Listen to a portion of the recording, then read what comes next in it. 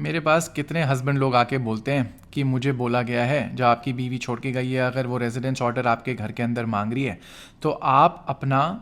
किराए का दिखा दो कहीं और मैं रहता हूँ, तो इसलिए फिर कोर्ट बीवी को residence order under domestic violence act नहीं देगी या फिर पुलिस बीवी की मदद नहीं करेगी घर में घुसने से। अब देखिए जी, कानून की अगर एक बार थोड़ी सी पढ़ाई कर लो तो आप समझोगे कि इसका कोई बेनिफिट है ही नहीं। क्योंकि डोमेस्टिक वायलेंस एक्ट ये नहीं कहता कि आज जिस घर में रह रहे हो उसमें रहने का हक है बीवी का। डोमेस्टिक वायलेंस एक्ट ये कहता है कि अगर पहले रह चुके हो, अब चाहे रह रहे हो या नहीं रह रहे हो, और अगर उस घर में कोई मालिक है, इनफैक्ट 2020 तक हस्बैंड का कम से कम 1% हिस्सा होना चाहिए था,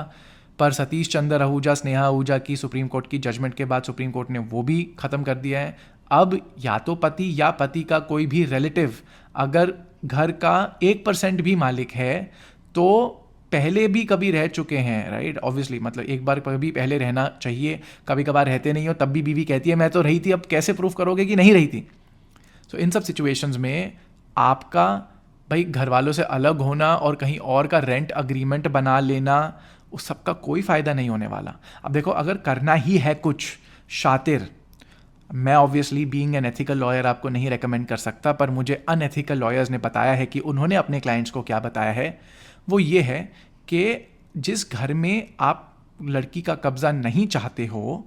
उसको आप दिखाओ किसी और को आपने किराए पे दे दिया। देखो, बेच दो उस घर को तो वो बेस्ट है, किसी थर्ड पार्टी को आप चलते बने, बीवी का कोई राइट नहीं है अब उस घर के अंदर एंट्री लेने का, क्योंकि जो थर्ड पर्सन है वो ऑक्यूपाई करके बैठा हुआ है उस घर को।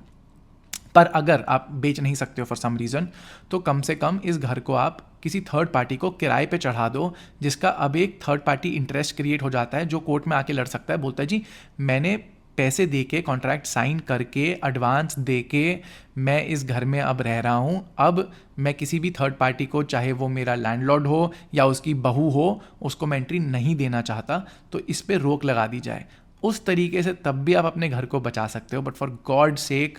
आप घर में रह रहे थे, फिर अब हमारा लड़का जी अब कहीं और रह रहा है, आप देख लो रेंट एग्रीमेंट आप 4,000 रुपये महीने का दिखा रहे हो किसी कमरे का, उसका बिल्कुल कोई फ़ायदा नहीं है। एक बार अगर कानून पढ़ोगे तो पहले अगर रहते थे तो अब लड़की का हक है रहने का, अब पति कहाँ रह रहा है इससे कोई लेना देना है नहीं।